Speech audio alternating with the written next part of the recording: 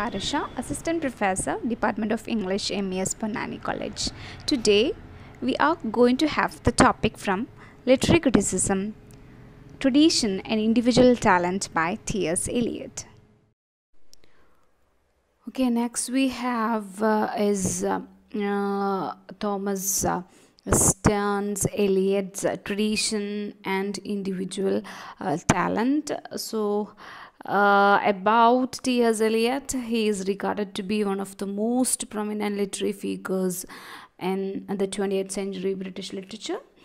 It's because of his unparalleled contributions to all the genres of literature.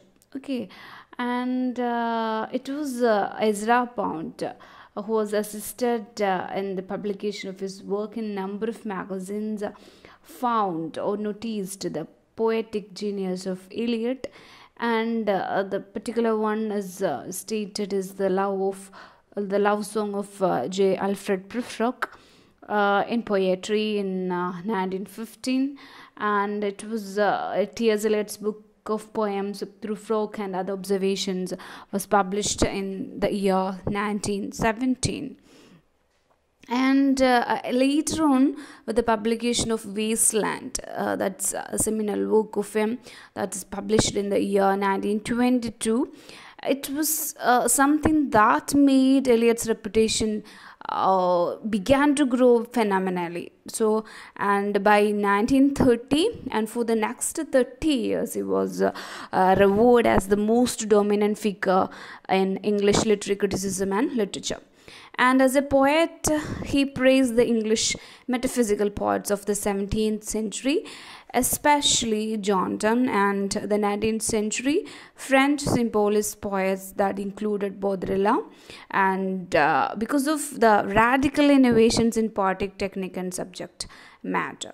And further on, when we deal with Eliot's poems, which is voiced the disillusionment that the post First World War generation had with the literary and social values and conventions of the Victorian era. And when we talk about T.S. Eliot as a critic, he made an enormous impact on contemporary literary taste, we should say.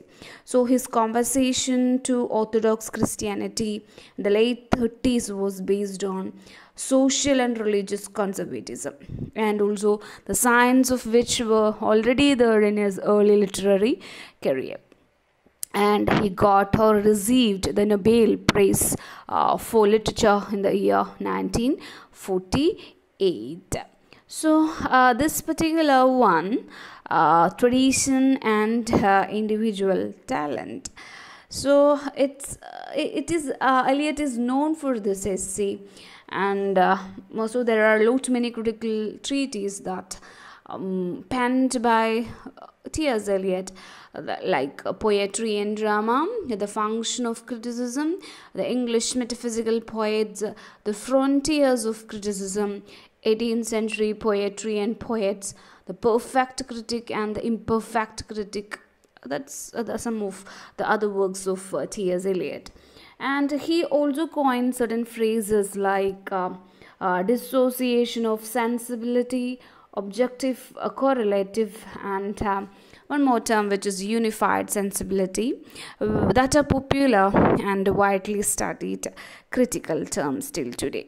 Okay, and this is T.S. Eliot, and so we have seen that he is a poet, a playwright, and a publisher, and seminal critics of his time. Okay, so Eliot's critical thoughts were first published in the form of articles and essays in various periodicals and journals. They have now been included in several books like The Use of Poetry and the Use of Criticism, The Idea of a Christian Society, Notes Towards a Definition of Culture, selected essays on poetry and poets that criticize the critic. So I have told you that there is something which is we need to know of. So this tradition and individual talent This is first published in the year 1919 in the paper The Egoist. And okay, so this is Egoist, and later in Eliot's first book of criticism, The Sacred Wood, that is in the year 1920.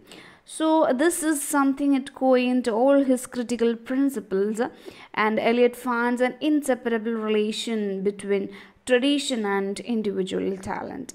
So, in his opinion, a writer must have faith in a particular system of writing, and his work must conform to the past tradition in which a way that it alters the tradition just as it is directed by it.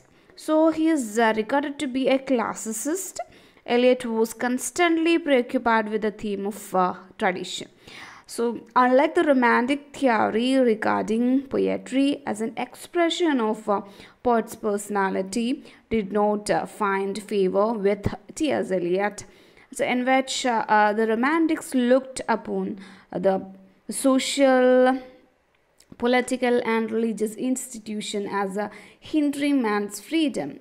And Rousseau's view, man was by nature good, but bad laws and customs oppressed him. So Eliot was more influenced by Ulm, who rejected the view of a man's essential goodness. So this particular essay, Tradition and Individual Talent, is one of the more well-known work that Eliot produced in his critical capacity.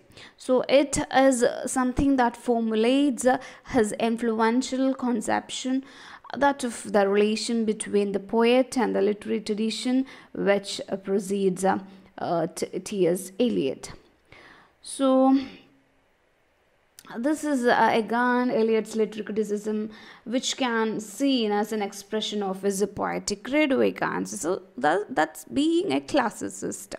So he is regarded to be one of the seminal critics of the 28th century Europe or English literature, and he is someone who is disinterested on the critical faculty and the intelligence in analyzing a work of art.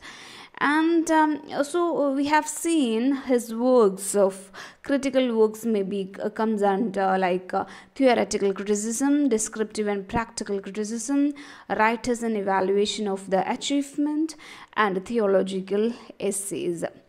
Okay. Oh, and this particular one, Tradition and Individual Talent, is regarded to be as one of the more well-known works that Eliot produced in his critic capacity. So this essay we can see like it's divided into three parts. The first part is Eliot's concept of tradition. The second part deals with Eliot's theory of impersonality of poetry, and third part he is summing up in the whole idea which he dealt in this. Okay, so this is the tradition and individual talent. We can see like this is one of his extraordinary influential critical work. It was first published in the year 1920 in Sacred Woods, and was subsequently included in selected essays. In this essay, Eliot has primarily dealt with the concept of a lot many things like historical sense and tradition.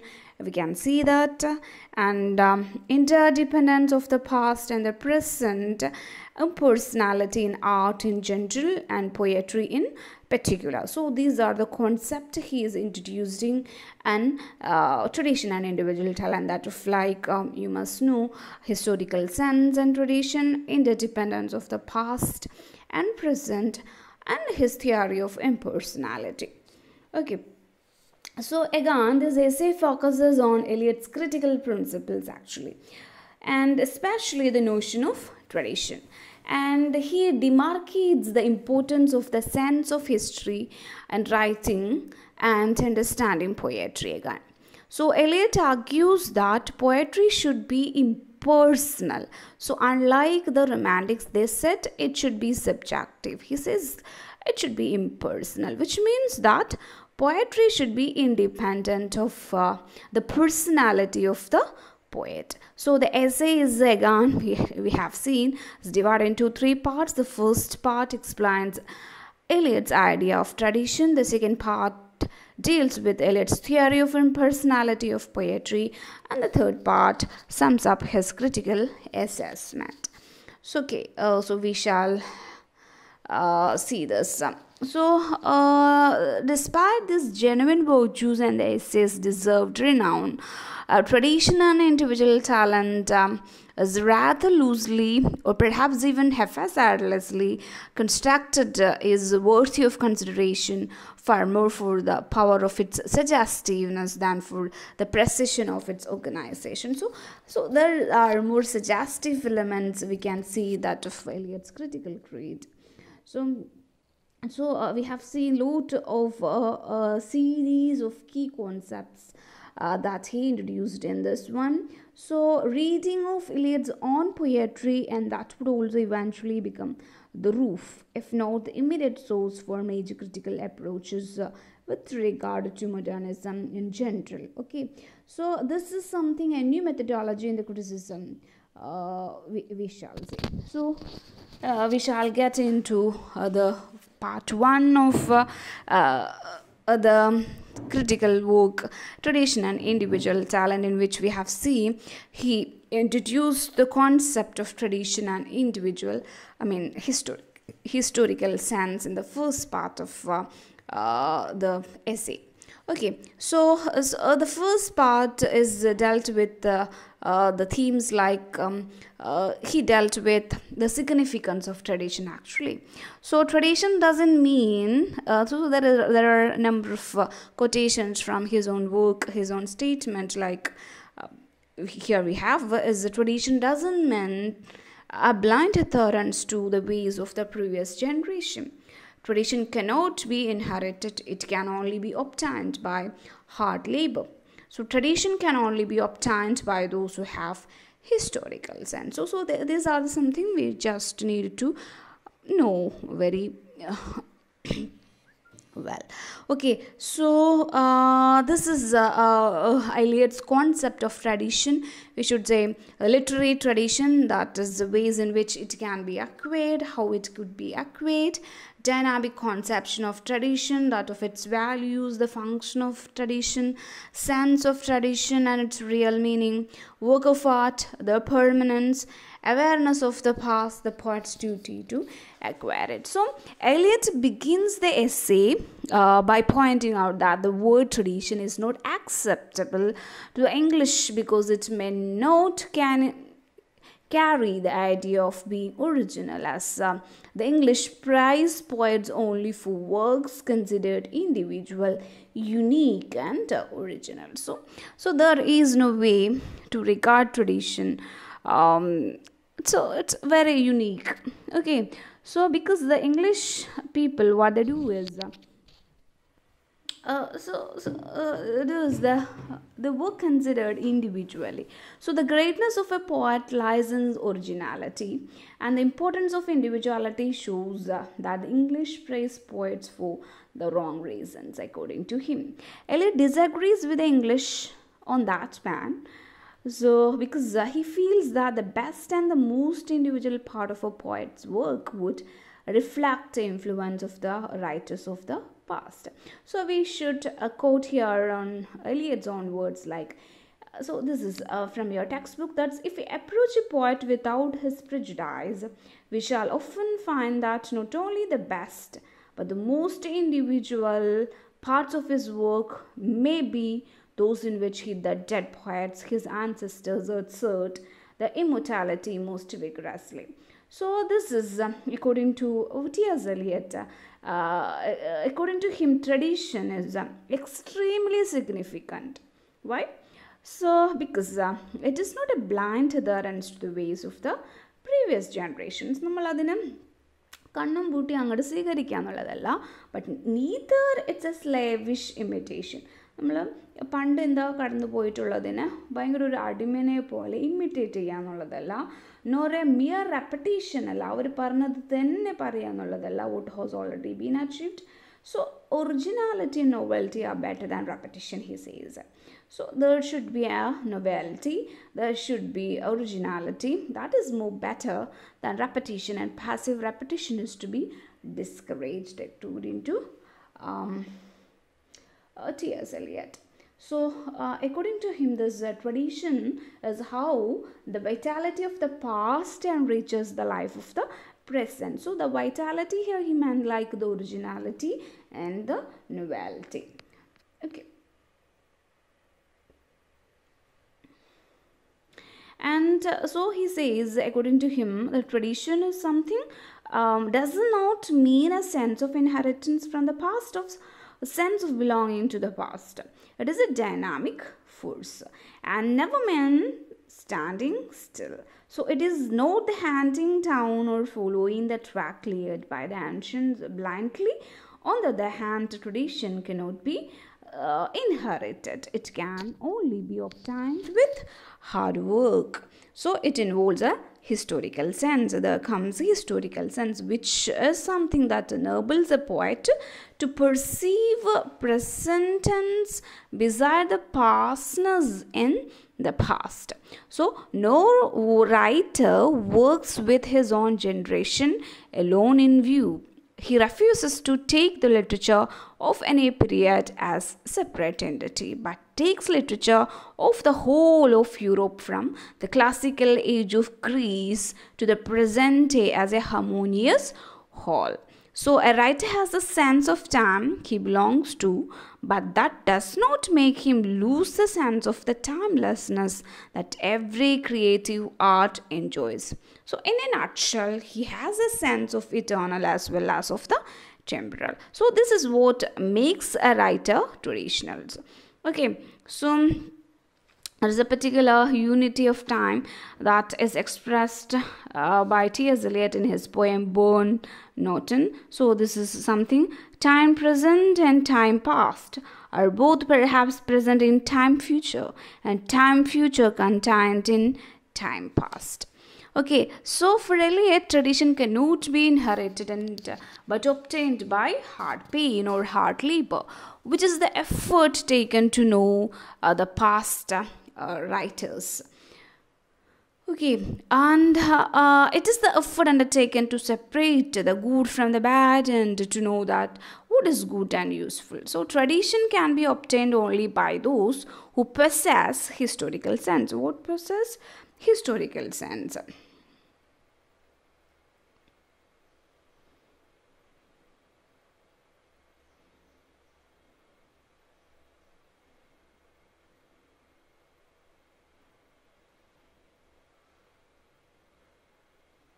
Okay, so these are the things we have discussed so far.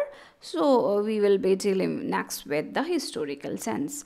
Okay, and the historical sense we are just need to probe on. So what is the sense of tradition or the historical sense? So historical sense involves a perception not only the pastness of the past but also of its presence. So knowledge of historical sense means that the whole of the literature of Europe from Homer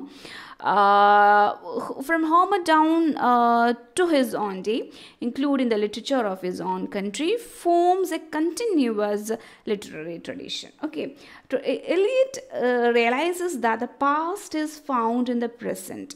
Okay, the past as well as the present form a continuous order. Okay, the historical sense is a sense of the timeless and the temporal, which makes the writer what? Traditional. So writer must be timeless and temporal. And so ഇപ്പോഴത്തെ വർക്കിൽ അയാൾ എഴുതുന്ന വർക്കിൽ ടൈംലെസ്നെസ് ഉണ്ടായിരിക്കണം. കാരണം ഏതൊരു കാലത്തും ആ ബുക്ക് ഓഫ് എടുത്തു നോക്കിയിട്ടുണ്ടെങ്കിൽ ആ കാലത്തിനായിട്ട് റിലേറ്റ് ചെയ്യാൻ പറ്റുന്ന എലമെൻറ്റ്സ് അതിലുണ്ടാവണം. അറ്റ് ദ സെയിം ടൈം ഏത് കാലത്തിലാണോ അയാൾ ആ വർക്ക് ചെയ്തത് അതിൻ്റെ ഇലമെൻറ്റ്സും, ദാറ്റ് ഈസ് ടെമ്പറൽ ആയിട്ടുള്ള ഇലമെൻറ്റ്സും അതിൽ ഉണ്ടാവണം. അതിനെയാണ് എലിയട്ടിൻ്റെ അഭിപ്രായത്തിൽ എന്ത് പറഞ്ഞാൽ ഹിസ്റ്റോറിക്കൽ സെൻസ് എന്ന് പറഞ്ഞാൽ. Which means historical sense is the sense of the timeless and the temporal which makes A writer what traditional. So a writer with a sense of tradition becomes conscious of his generation. So ayal jeevikkunna aa generation ariyana and identifies his place among the writers of the present age. That is very must. And he is aware of his relationship with the writers of the past. So the sense of tradition suggests that there is a recognition of the continuity of literature. So ഇപ്പോൾ പാസ്റ്റിൽ ആരിലൂടെയൊക്കെയാണോ literature കടന്നു പോയിട്ടുള്ളത് അതിൻ്റെ ഒരു continuation കൂടെ ആൾക്ക് അറിഞ്ഞിരിക്കണം എന്നുള്ളത് that is very must. So writer with a sense of tradition is fully conscious of his own generation, so of his place in the present, but is also acutely conscious of his relations with the writers of the past. So in brief, the sense of tradition എന്ന് പറഞ്ഞാൽ നമ്മൾക്കിങ്ങനെ 3 തരത്തിൽ നമുക്കതിനെ കാണാൻ പറ്റും. എങ്ങനെയാണ്? Recognition of the continuity of literature. അപ്പോൾ ഇന്നുള്ള കാലത്തെ അറിയണം, ഇന്നലെ എങ്ങനെയായിരുന്നു, ഏതൊക്കെ റൈറ്റേഴ്സ് ആയിരുന്നു ഉണ്ടായിരുന്നതെന്ന് അറിയണം. പിന്നെ പറയണത് critical judgement as to which the writers of the past continue to be significant in the present. So പാസ്റ്റിലെ റൈറ്റേഴ്സ് ഇന്നത്തെ ജനറേഷനിൽ എത്രയും അവരുടെ സിഗ്നിഫിക്കൻസ് ഉണ്ട് എന്നുള്ളത്. And knowledge of this significant writers obtained through painstaking effort. So അവരെത്രയും pain and effort എടുത്തിട്ടാണ് ഇപ്പോഴത്തെ ഒരു സ്റ്റേറ്റ് ഓഫ് ലിറ്റററി സ്റ്റേറ്റിൽ ലിറ്ററേച്ചർ എത്തിയിട്ടുള്ളതെന്ന് അറിയണം. സോ ട്രഡീഷൻ എന്ന് പറഞ്ഞിട്ടുള്ള റെപ്രസെൻറ്റ്സ് ദ അക്യുമുലേറ്റഡ് വിസ്റ്റമാണ്. So it's not something very peripheral അല്ല, അക്യുമുലേറ്റഡ് വിസ്റ്റമാണ് and the experience of ages ആണ്. So what is tradition? the accumulated wisdom and the experience of ages, and so its knowledge is essential for really great and noble achievement. So that is what we should know of historical sense. Okay, so we have seen later on that of his discussion on a dynamic conception of tradition. So he again says tradition is not anything fixed and static. അപ്പോൾ ഇങ്ങനെയൊക്കെ അറിയണം എന്ന് പറയുമ്പം അതൊരു fixed ആയിട്ടുള്ള കാര്യമാണോ, static ആയിട്ടുള്ള ഒരു കാര്യമാണോ? So he says it is not like that. So it is constantly changing ആണ്, growing ആണ്, and becoming different from what it was or what it is. So അതിന് അദ്ദേഹം പറയുന്ന സ്റ്റേറ്റ്മെൻറ്റ്സ് ഇതൊക്കെയാണ്. when a new work is created, പുതിയൊരു work ഉണ്ടാകുമ്പോൾ the whole literary tradition modify ചെയ്യുന്നു. Okay, the relationship between the past and the present is not one-sided, it is reciprocal ആണ്. So അങ്ങോട്ടും ഇങ്ങോട്ടും ഇവർ തമ്മിൽ എന്ത് ബന്ധം ഉണ്ട്. ഓക്കെ, സോ അത് relationship between past and present എന്ന് പറഞ്ഞാൽ പാസ്റ്റിൽ മാത്രം ബേസ് ചെയ്തിട്ടല്ല പ്രസൻറ്റ് ഉള്ളത്, പാസ്റ്റ് ഏതിലും ബേസ്ഡ് ആണ്, പ്രസൻറ്റിലും ബേസ്ഡ് ആണ്. അതുകൊണ്ടാണ് ആളെന്ത് പറയുന്നത് ടൈംലെസ്സും ടെമ്പറലായിരിക്കണം. ടെമ്പറൽ ഇത് ഉണ്ടായിരിക്കണം ഒരു വർക്കിൽ, ദ സെയിം ടൈം തന്നെ എന്താ പറയുക ടൈംലെസ്സും ആയിരിക്കണം. So the past directs the present as it is itself modified and altered by the present. So that is his dynamic conception of tradition. Okay, again when we are dealing this കുറച്ചുകൂടെ explain ചെയ്ത് നമ്മളിതിനെ പറഞ്ഞിട്ടുണ്ടെങ്കിൽ ആ ഒരു dynamic Concepcion of tradition പറഞ്ഞിട്ടുണ്ടെങ്കിൽ അതിൻ്റെ value എന്താണെന്ന് പറഞ്ഞിട്ടുണ്ടെങ്കിൽ, സോ എലിയറ്റ് പറയുന്നത് ഇതാണ്. So that no writer has its value and significance in isolation. ഇപ്പോൾ ഒരാളെ ഒറ്റക്ക് നമുക്ക് ആളെ എന്ത് ചെയ്യാൻ പറ്റില്ല, ആളുടെ വാല്യൂ ആൻഡ് സിഗ്നിഫിക്കൻസും കാണാനായിട്ട് പറ്റില്ല. സോ ആ ഒരു ഒറിജിനാലിറ്റി അല്ലെങ്കിൽ ഇൻഡിവിജ്വാലിറ്റി മാത്രമായിട്ട് എലിയറ്റ് ഒരു വർക്ക് ഓഫ് ആർട്ടിനെയും കാണാനായിട്ട് ഉദ്ദേശിക്കുന്നില്ല. ബിക്കോസ് ഒരു വർക്ക് ഓഫ് ആർട്ടിനെ ജഡ്ജ് ചെയ്യണമെന്നുണ്ടെങ്കിൽ, ഒരു ആർട്ടിസ്റ്റിനെ ഒരു പോയറ്റിനെ ജഡ്ജ് ചെയ്യണമെന്നുണ്ടെങ്കിൽ നമ്മൾ എന്ത് ചെയ്യണം? Compare and contrast is work with the works of poets and artist in the past. അപ്പോൾ പാസ്റ്റിലെ വർക്കുമായിട്ട് അയാളെ കമ്പയറും കോൺട്രാസ്റ്റും ചെയ്തിട്ടുണ്ടെങ്കിൽ മാത്രമേ വർക്ക് ഓഫ് ആർട്ടിനെ അല്ലെങ്കിൽ പോയറ്റിനെ നമുക്ക് ജഡ്ജ് ചെയ്യാൻ സാധിക്കുകയുള്ളൂ. സോ അങ്ങനെയുള്ളൊരു കമ്പാരിസണും കോൺട്രാസ്റ്റും എസെൻഷ്യലാണ് ആരുടെ അഭിപ്രായത്തിൽ, ടി.എസ്. എലിയറ്റിൻ്റെ അഭിപ്രായത്തിൽ. എന്തിനു വേണ്ടിയിട്ട്? ഒരു idea of the real worth and significance of ഒരു വർക്കിനെ അല്ലെങ്കിൽ ആ റൈറ്ററിനെ നമുക്ക് കൂടുതൽ മനസ്സിലാക്കണമെന്നുണ്ടെങ്കിൽ, അയാളുടെ സിഗ്നിഫിക്കൻസ് അറിയണമെന്നുണ്ടെങ്കിൽ നമ്മൾക്ക് എന്താവശ്യമാണ്? ആ ഒരു കമ്പാരിസൺ, ആരുമായിട്ടുള്ള, അയാളുടെ പാസ്റ്റിലുള്ള റൈറ്റേഴ്സുമായിട്ടുള്ള ഒരു ടച്ച് സ്റ്റോൺ ആവശ്യമാണ്. സോ എലിയറ്റ് കോൺസെപ്ഷൻ ഓഫ് ട്രഡീഷനിസം അതുകൊണ്ട് എന്താണ്, ഒരു സ്റ്റാറ്റിക് ആയിട്ടുള്ളതല്ല, ഡൈനാമിക് ആണ്. അത് ചേഞ്ച് ചെയ്തുകൊണ്ടേ ഇരിക്കുന്ന ഒരു അവസ്ഥയിലാണ് ആൾ പറയണത്. സോ ഇങ്ങനെ ടി.എസ്. എലിയറ്റ് പറയുമ്പോൾ ട്രഡീഷൻ എന്ന് പറഞ്ഞിട്ടുണ്ടെങ്കിൽ ഒരു ഫിക്സ്ഡ് ആയിട്ടുള്ളതല്ല എന്ന് മനസ്സിലാക്കാം നമ്മൾക്ക്. ഇറ്റ്സ് കോൺസ്റ്റൻ്റ്ലി ചേഞ്ചിങ് ആയിട്ടുള്ളൊരു കാര്യമാണെന്ന് മനസ്സിലാക്കാം. ഗ്രോയിങ് ആണ് and becoming different from what it is. So a writer in the present must seek guidance from the past എന്നാണ് ടി.എസ്. എലിയറ്റ് പറയുന്നത്. So he must conform to the literary tradition. But just as the past directs and guides the present. അപ്പോൾ രണ്ടും reciprocal എന്ന് പറഞ്ഞു കഴിഞ്ഞു അല്ലേ, അങ്ങോട്ടും ഇങ്ങോട്ടും ബന്ധമുണ്ട്. So the present alters and modifies the past. So this is very important. So just as the past directs and guides the present, okay, past എന്താ ചെയ്യുന്നത്? ഡയറക്റ്റ് ചെയ്യുന്നുണ്ട്, ഗൈഡ് ചെയ്യുന്നുണ്ട്. എന്തിനെ? പ്രസൻറ്റിനെ. സോ പ്രസൻറ്റ് എന്താ ചെയ്യുന്നത്? Alters and modifies the past. So എന്ന് പറഞ്ഞാൽ when a new work of art ഉണ്ടാവുമ്പോൾ it's really new and original ആയിരിക്കും അല്ലേ. So the whole literary tradition എന്ത് ചെയ്യുന്നു? അവിടെ മോഡിഫൈയിങ് നടക്കണം. സോ സ്ലൈറ്റ്ലി ആണെങ്കിൽ പോലും ഒരു മോഡിഫിക്കേഷൻ അവിടെ നടക്കാനുണ്ട്. അപ്പം ഇവിടെ എല്ലാത്തിൻ്റെ അഭിപ്രായത്തിൽ ടി.എസ്. എലിയറ്റ് പറയുമ്പോൾ ഹിസ്റ്റോറിക്കൽ സെൻസ് എന്ന് പറഞ്ഞിട്ടുണ്ടെങ്കിൽ ഒരു പെർസെപ്ഷനാണ്. സോ പാസ്റ്റ്നെസ് ഓഫ് ദ പാസ്റ്റ് മാത്രമല്ല, അതിൻ്റെ പ്രസൻസ് കൂടെ നമ്മൾക്ക് പറഞ്ഞുതരാണ് ടി.എസ്. എലിയറ്റ് അതിലൂടെ ചെയ്യുന്നത്. ഇതൊക്കെയാണ് പറഞ്ഞത്. So dynamic concept of tradition എന്ന് പറഞ്ഞിട്ടുണ്ടെങ്കിൽ വീണ്ടും ആൾ പറയുന്നത് ഇതാണ്: the relationship between the past and the present is not one-sided, it is a reciprocal relationship. The past directs the present and it is itself modified and altered by the present. അപ്പം അതിനാൾ coat ചെയ്യുന്നത് ഇങ്ങനെയാണ്: the existing monuments form an ideal order among themselves which is modified by the instruction of the new work of art. Among them the existing order is complete before the new work arrives. For order to persist after the supervention of novelty, the whole existing order must be, if ever so slightly, altered. അപ്പോൾ നമ്മൾ ഈ പറഞ്ഞ കാര്യങ്ങൾ തന്നെയാണ് ആൾ പറഞ്ഞേക്കുന്നത്. So ഇവിടെ TS. Eliot പറയുന്ന വേറൊരു കാര്യം, like every great poet, like ഇപ്പോൾ പോയറ്റ്സിന്, ഇപ്പോൾ ക്ലാസിക്കൽ പോയറ്റ്സ് എന്ന് പറയുമ്പം ഗ്രേറ്റ് പോയറ്റ്സ് ആയിട്ട് അറിയപ്പെടുന്നത് വേർജിലും ഡാൻറ്റെയും, അല്ലെങ്കിൽ ഗ്രേറ്റ് ഡ്രമാറ്റിസ്റ്റൊക്കെ അറിയപ്പെടുന്നത് ഷേക്സ്പിയറൊക്കെ തന്നെയാണ് അല്ലേ.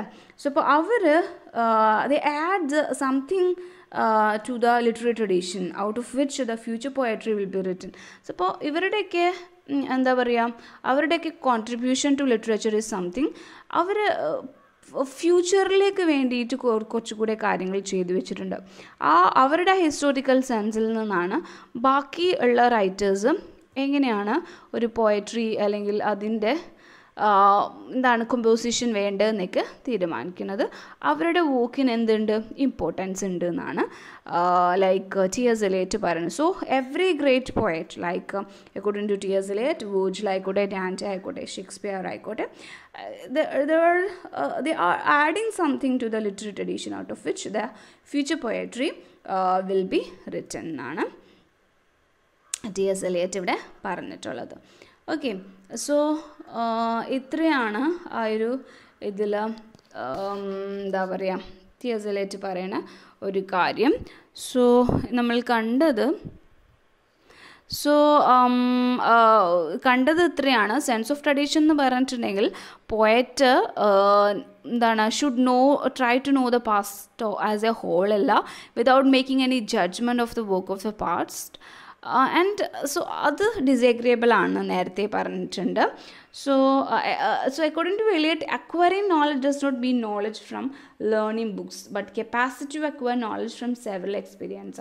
So a capacity to acquire knowledge different from one person to other. So while some can absorb knowledge easily, others must work hard. So Shakespeare could gather more knowledge about Roman history from Plutarch than most of the men could from British Museum. ഇപ്പോൾ ആള് പുറത്തുനിന്നുള്ളൊരു ലിറ്ററേച്ചറിൽ നിന്നാണ് എന്താണ് ആ ഒരു Roman എംപയറിനെ കുറിച്ച് മനസ്സിലാക്കിയത്. So ചില ആൾക്കാർക്ക് അവിടെ നിന്ന് തന്നെ മനസ്സിലാവുള്ളൂ, അവരുടെ ഓൺ ലാംഗ്വേജിലുള്ള ബുക്ക് ഓഫ് വർക്കിൽ നിന്ന് മനസ്സിലാക്കുള്ളൂ. സോ ഒരു ഡ്യൂട്ടി ഓഫ് ഒരു പോയറ്റ് എന്ന് പറഞ്ഞിട്ടുണ്ടെങ്കിൽ നോളജ് അക്വയർ ചെയ്യുക എന്നുള്ളതാണ്. സോ പാസ്റ്റിലെ എന്താ പറയുക, must continue to acquire the consciousness throughout his ഹിസ് വർക്ക് അല്ലേ. സോ ആ ഒരു അവയർനെസ് ഓഫ് ട്രഡീഷനാണ്, that is something inculcates the and hone ചെയ്യുന്നത് ഇന്ത്യൻ്റെ പോയറ്റിക് സെൻസിബിലിറ്റീനെ, and that is fundamental for poetic creation. അപ്പോൾ ഇവിടെ പറയുന്നുണ്ട് സോ എന്താണ് ഫങ്ഷൻ ഓഫ് ട്രഡീഷൻ എന്താണെന്ന് പറയുന്നുണ്ട്. സോ ഫങ്ഷൻ ഓഫ് ട്രഡീഷൻ എന്ന് പറയുമ്പം the work of art of a poet in the present is to be compare and contrast to the work of the past നമ്മൾ പറഞ്ഞു അല്ലേ. അത് അപ്പോൾ നമ്മളിപ്പോൾ കമ്പയർ ആൻഡ് കോൺട്രാസ്റ്റ് ചെയ്യുമ്പം നമുക്ക് കിട്ടുക എന്താണ്, ഒരു ജഡ്ജ്മെൻറ്റ് കിട്ടും. സോ അപ്പോൾ ആ ഒരു ജഡ്ജ്മെൻറ്റ് ഒരിക്കലും ഗുഡ് ഓർ ബാഡ് എന്നാവരുത്. So the comparison is for knowing the facts about the new work of art അല്ലേ. നമ്മൾ നേരത്തെ പറഞ്ഞു എന്ത് ചെയ്യണം, ഹിസ്റ്റോറിക്കൽ സെൻസ് എന്ന് പറഞ്ഞിട്ടുണ്ടെങ്കിൽ ആ വർക്ക് ഓഫ് ആർട്ടിനെ compare and contrast the past writers എന്ന് പറഞ്ഞിട്ടുണ്ട്. സോ അപ്പോൾ അത് ഗുഡ് ആൻഡ് ബാഡ് എന്ന് തിരിക്കാനല്ല, പക്ഷെ നമുക്കൊന്ന് നോക്കാനാണ്. സോ കമ്പാരിസൺ എന്ന് പറഞ്ഞ purpose of analysis and forming better understanding of the new എന്നാണ് പറയുന്നത്. So function of tradition again നമ്മൾ പറഞ്ഞാൽ the work of a poet in the present is to be compared and contrast to the work of the past and judged by the standard of the past. So by this judgment does not mean determining good or bad. So that is the function of tradition. Does not mean deciding whether the present work is better or worse than the works of the past. Adu alla adil uddeshikkunna. So an author in the present is certainly not to be judged by the principles and the standards of the past. So എന്തിനു വേണ്ടിയിട്ടാണ് അപ്പോൾ ഒരു comparison നടത്തേണ്ടത്? So for the purpose of analysis only and for forming better and understanding of the new. So ഇപ്പോൾ ഒരു അനാലിസിസിന് വേണ്ടി മാത്രമാണ് അങ്ങനെ ഒരു കമ്പയർ ആൻഡ് കോൺട്രാസ്റ്റ് നടത്തുന്നത്. ആൻഡ് ആ ഒരു പുതിയ വർക്കിൻ്റെ ആ ഒരു ഒറിജിനാലിറ്റിനെ അറിയാൻ വേണ്ടിയിട്ടാണ്. സോ മോറോവർ ദിസ് കമ്പാരിസൺ എന്ന് പറഞ്ഞാൽ എന്താണ്, റെസിപ്രോക്കലാണ്, അങ്ങോട്ടും ഇങ്ങോട്ടുമാണ്. So the past help us to understand the present and the present throws light on the past. So it is in this way alone that we can form an idea of what is really individual and new. So it is by comparison that we can sift the traditional from the individual element as a given work of art. So വീണ്ടും Eliot പറയണത് എന്താണെന്നുണ്ടെങ്കിൽ ആ ഒരു sense of ട്രഡീഷനെ പറയുകയാണ്. നമ്മൾ കണ്ടതാണത്. So sense of tradition എന്ന് പറഞ്ഞിട്ടുണ്ടെങ്കിൽ ഒരിക്കലും ആ പോയറ്റിനെ പാസ്റ്റ് മൊത്തം അറിയാമെന്നുള്ളതല്ല, നേരത്തെ നമ്മൾ പറഞ്ഞ പോലെ അല്ലേ. So take it to be a lump or mass without any discrimination. Okay, such a cause is impossible. എല്ലാം അറിയാമെന്നുള്ളത് അൺഡിസൈറബിൾ കൂടിയാണ്. ഇമ്പോസിബിൾ എന്ന് മാത്രമല്ല അൺഡിസൈറബിൾ ആണ് according to T.S. Eliot. So the past must be examine critically and only be അത് significant ആയിട്ടുള്ള കാര്യങ്ങൾ മാത്രം acquire ചെയ്താൽ മതി ആ ആൾ. സോ ആ ഒരു സെൻസ് ഓഫ് ട്രഡീഷൻ എന്ന് പറഞ്ഞിട്ടുണ്ടെങ്കിൽ സോ അങ്ങനെ പറഞ്ഞാൽ കുറച്ച് ആൾക്കാരെ മാത്രം അറിയാം, ബാക്കിയുള്ളവരെ വിടാന്നുള്ളതും അല്ല എന്നാണ് T.S. Eliot പറഞ്ഞത്. So T.S. Eliot പറയുന്ന വേറൊരു കാര്യം ഫങ്ഷൻ ഓഫ് ട്രഡീഷനിൽ neither should a poet be content merely to know some particular age or period which he likes.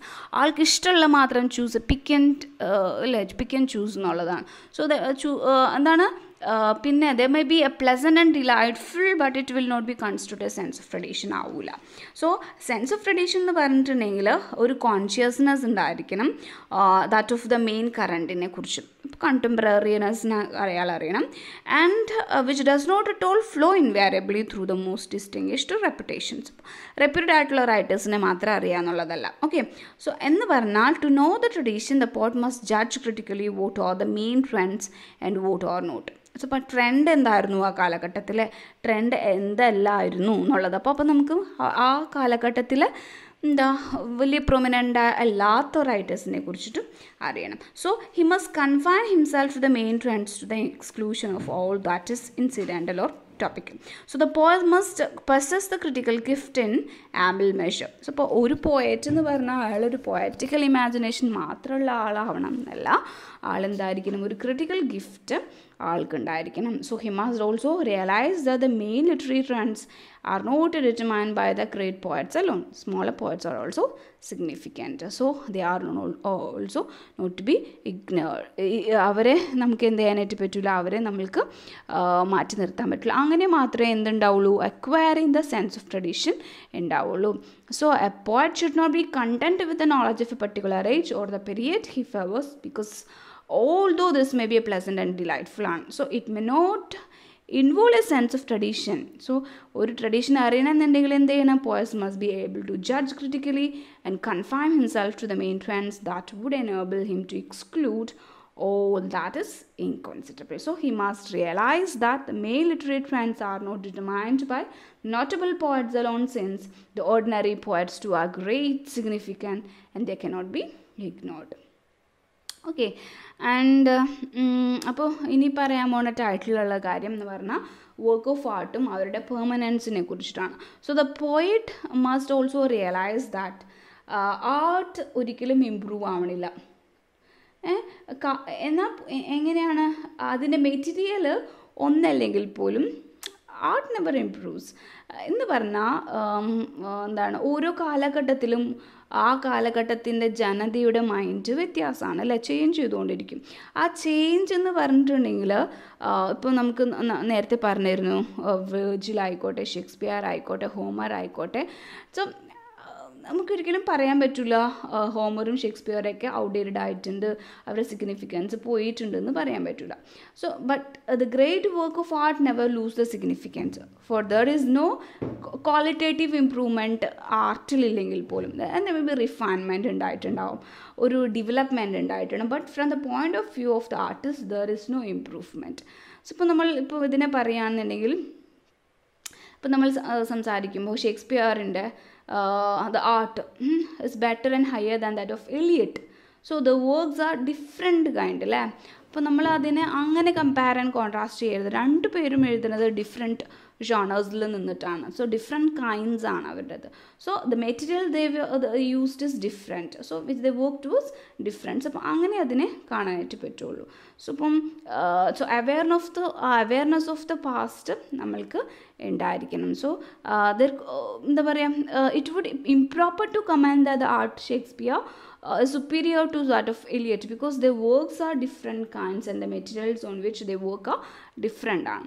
So ഇപ്പോൾ അവെയർനെസ് ഓഫ് ദ പാസ്റ്റ് ഉണ്ടാവണം എന്നാണ് T.S. Eliot പറയുന്നത്. So the poet's duties to acquire ആണ്. So according to Eliot, acquiring knowledge does not mean knowledge from learning books മാത്രമല്ല, but the capacity to acquire knowledge from several experience ആണ്. So ആ ഒരു എലിയറ്റിൻ്റെ consciousness of the criticism that made his theory of tradition, ആ ഒരു conscious ക്രിറ്റിസിസമാണ്. So ആളുടെ അഭിപ്രായത്തിൽ ട്രഡീഷന് വേണ്ടത് ഒരു റെഡിക്കുലസ് എമൗണ്ട് ഓഫ് എറഡിഷനാണ്. സോ എന്താണ്, നോളജാണ്, അക്വയറിങ് നോളജാണ്. സോ അത് ആൾ പറയണത് that the having great poets who were not learned and further that too much learning kills sensibility. അപ്പോൾ ഇതാണ് എലിയറ്റിൻ്റെ അഭിപ്രായം. ടു മച്ച് നോളജ് എന്താ ഉണ്ടാക്കുക, that is killing the sensibility എന്നാണ് ആൾ പറയുന്നത്. And again, however, knowledge does not merely mean bookish knowledge മാത്രമല്ല, and the capacity for acquiring knowledge differs from person to person. നമ്മൾ പറഞ്ഞു അല്ലേ, capacity to acquire knowledge differ from one person to another. While some can absorb knowledge easily, others must work hard. ചിലവരിങ്ങനെ ഭയങ്കരമായിട്ട് ഇങ്ങനെ പഠിച്ച് മാത്രമേ knowledge ഉണ്ടാക്കാനായിട്ട് പറ്റുള്ളൂ. പക്ഷേ ചിലവർക്ക് ജസ്റ്റ് ക്ലിക്ക് എവേയിൽ അത് കിട്ടും. സോ അത് ഓരോ ഇൻഡിവിജ്വൽ ഡിഫറൻസ് ആണ്. So some can absorb knowledge very easily, while others must sweat for it. So ഷേക്സ്പിയറിനെ നമ്മൾ കണ്ടു. So would gather more knowledge about Roman history from Plutarch than most men could from the British Museum എന്ന് പറഞ്ഞു. So could know more of Roman history from Plutarch. So Roman ആണല്ലോ അത്, that most men can from the British Museum. So it is the duty of every poet to acquire to the best of his ability the knowledge of the past, and he must continue to acquire this consciousness throughout his career. Okay, ആ ഒരു അവെയർനെസ്സിനാണ്, such awareness of the tradition ആണ് എന്ത് sharpen ചെയ്യുന്നത്, poetic ക്രിയേഷന് sharpen ചെയ്യുന്നത്. So എന്താണ് poetic creation, എന്താണ് പോയറ്റിക് പ്രോസസ്സ് എന്നാണ് അടുത്തത് പറയുന്നത്. സോ അതെന്തല്ല, it's greatness and intensity of the emotion അല്ല the components but the intensity of the artistic പ്രോസസ്സാണ്. ദ പ്രഷർ ഉണ്ടായിരിക്കണം അവിടെ. More intense the artistic process the greater the പോയമായി മാറും. ഓക്കെ, സോ അങ്ങനെ നമ്മൾ സെക്കൻഡ് പാർട്ട് ഓഫ് ദ എസ്സേയിലേക്ക് എത്തുകയാണ്. അപ്പം സെക്കൻഡ് പാർട്ടിലേക്ക് എത്തുന്നേക്കാൾ മുമ്പ് ഇത് പറഞ്ഞിട്ടാണ് പോണത്. അപ്പോൾ ഒരു പോയറ്റിക് ക്രിയേഷനിലേക്ക് എത്തണം എന്ന് പറഞ്ഞു അല്ലേ. ഒരു ട്രഡീഷൻ, അവെയർനെസ് ഓഫ് ട്രഡീഷനാണ് ഒരു എന്ത് ചെയ്യുന്നത്, ദാറ്റ് ഈസ് ഇൻകൾക്കേറ്റ് ചെയ്യുന്നത്, ഹോൺ ചെയ്യുന്നത് പോയറ്റിക് സെൻസിബിലിറ്റീനെ. അപ്പോൾ ഇവിടെ എങ്ങനെയായിരിക്കണം അത്, ആർട്ടിസ്റ്റ് ഒരു പോയറ്റ് അയാൾ continually surrender to literary tradition. So that is more valuable than his individuality. That is subjective view in poetry. So ആളുടെ ആ ഒരു പോയറ്റിക് സെൻസിബിലിറ്റീനെ ആൾ മോൾഡ് ചെയ്യാനായിട്ട് അനുവദിക്കണം. എങ്ങനെ മോഡിഫൈ ചെയ്യാനായിട്ട് അനുവദിക്കണം, ഏത് വെച്ചിട്ട്, പാസ്റ്റിലെ വെച്ചിട്ട്. സോ അത് മാത്രമാണ് അയാളെ എനേബിൾ ആക്കുക എന്ത്, ആ സെൻസ് ഓഫ് ട്രഡീഷനെ അക്വയർ ചെയ്യാനായിട്ട് ആളെ എനേബിൾ ആക്കാം. സോ ആ ഒരു ഫോമാറ്റിക് ഇയേഴ്സ് ഓഫ് അയാളുടെ ആ ഒരു വളർച്ചാ കാലഘട്ടത്തിൽ ഹിസ് ഇൻഡിവിജ്വാലിറ്റി അവിടെ ഉണ്ടായിരിക്കും. ബട്ട് ആളുടെ പവേഴ്സ് മെച്യൂർ ആവണത് മെച്യൂർ ആവണം എപ്പോഴാണെന്നുണ്ടെങ്കിൽ അയാളുടെ സ്വന്തം വ്യക്തിത്വത്തിനെ എക്സ്റ്റിങ്ഷൻ നടത്തുമ്പോഴാണ്, ഇല്ലാതാക്കുമ്പോഴാണ്. സോ ഒരു ഗ്രേറ്റർ ഒബ്ജക്റ്റീവ് ലെവലിലേക്ക് മാറണം. ആളുടെ ഇമോഷൻസും പാഷൻസും എന്താ പറയുക, ഒരു പേഴ്സണൽ എലമെൻസും അതിൽ ഉണ്ടാക്കാൻ പാടില്ല. ആ ഒരു വേയിൽ കൂടെ മാത്രമേ സെൻസ് ഓഫ് ട്രഡീഷനെ എന്ത് ചെയ്യാൻ പറ്റുള്ളൂ, അയാളുടെ സെൻസ് ഓഫ് പേഴ്സണാലിറ്റീനായിട്ട് പ്രീഡോമിനേറ്റ് ചെയ്യാനായിട്ട് പറ്റുള്ളൂ. ഓക്കെ, ഒരു ആർട്ടിസ്റ്റ് അയാളുടെ പേഴ്സണൽ ജോയ്സും സോറൂസും ഒക്കെ മറന്നിട്ട് എന്താ പറയുക, ഒരു സെൻസ് ഓഫ് ട്രഡീഷൻ ആളുടെ എന്താ പറയുക പോയട്രിയിൽ എക്സ്പ്രസ് ചെയ്യാൻ വേണ്ടിയിട്ടുള്ള and the poets personality is A medium. അപ്പോൾ ടി.എസ്. എലിയറ്റ് ഇവിടെ ഒരു അനാലജി നടത്താണ്. സോ ആളുടെ പേഴ്സണാലിറ്റി ഇവിടെ ഒരു കാറ്റലിക് ഏജൻറ്റ് മാത്രമാണ്, ഒരു കെമിക്കൽ റിയാക്ഷൻ നടത്താനുള്ള ഒരു റെസെപ്റ്റക്കിൾ, ഒരു ജാറ് മാത്രമാണ് എന്ത് ചെയ്യേണ്ടത് ആളുടെ personality. So this is the reason why Eliot asserts that true criticism and sensitive appreciation do not depend on the poet but poetry. So പോയറ്റിന് അതിൽ യാതൊരു ബന്ധമില്ല എന്നാണ് പറയുന്നത്. സോ ആർക്കാണ് ബന്ധമുള്ളത്, പോയട്രിക്കാണ് ബന്ധമുള്ളത്. സോ ആർട്ടിസ്റ്റ് ആളെന്ത് ചെയ്യണം, സറണ്ടർ ചെയ്യണം. ആ ഒരു മോർ വാല്യബിൾ ദാൻ ഹിംസെൽഫ് അതിനാണ് കൊടുക്കേണ്ടത്. ലിറ്റററി ട്രഡീഷനാണ് കൊടുക്കേണ്ടത് എന്ന് പറഞ്ഞാൽ ആളുടെ ഇമോഷൻസിനെയും പാഷൻസിനെയും ഡീപേഴ്സണലൈസ് ചെയ്യണം, ഇംപേഴ്സണൽ ആവണം, ഒരു ഒബ്ജക്റ്റീവ് സയൻറ്റിസ്റ്റിനെ പോലെ ഒബ്ജക്റ്റീവ് ആവണം. ആളുടെ പേഴ്സണാലിറ്റി എന്ന് പറഞ്ഞാൽ ഒരു ഇമ്പോർട്ടൻ്റ് ആയിട്ടുള്ള ഫാക്ടർ അല്ല, ആളുടെ സെൻസ് ഓഫ് ട്രഡീഷനാണ് ഇമ്പോർട്ടൻ്റ് ആയിട്ടുള്ള ഫാക്ടർ. സോ ആളുടെ പേഴ്സണൽ ജോയ്സും സോറോസും എല്ലാം ആളെന്ത് ചെയ്യണം, മറന്നിട്ടായിരിക്കണം ആളവിടെ ചെയ്യേണ്ടത്, ഒരു റെസെപ്റ്റക്കിൾ മാത്രം ആയിരിക്കണം. So we now delt with the second part. So ഇവിടെയാണ് എലിയറ്റ് ഇവിടെ തിയറി ഓഫ് ഇംപേഴ്സണാലിറ്റീനെ നമ്മൾക്ക് പറഞ്ഞു തരുന്നത്. ഓക്കെ, എക്സ്റ്റെൻഷൻ ഓഫ് പേഴ്സണാലിറ്റിയാണ്, പേഴ്സണാലിറ്റിനെ മൊത്തം മുക്കിക്കൊല്ലലാണ് അവിടെ നടക്കുന്നത്. അപ്പോൾ ഒരു ഫേമസ് ആയിട്ടുള്ളൊരു quote ഉണ്ട് ഇവിടെ, that is very important to know, that is honest criticism and sensitive appreciation is deducted not upon the poet but upon the poetry. So കുറേ quotations ഇവിടെ പറയുന്നത്, artist must render himself to tradition, he must allow his poetic sensibility to be shaped and modified by the past, his emotions and feelings must be depersonalized, he must be impersonal and objective as a scientist.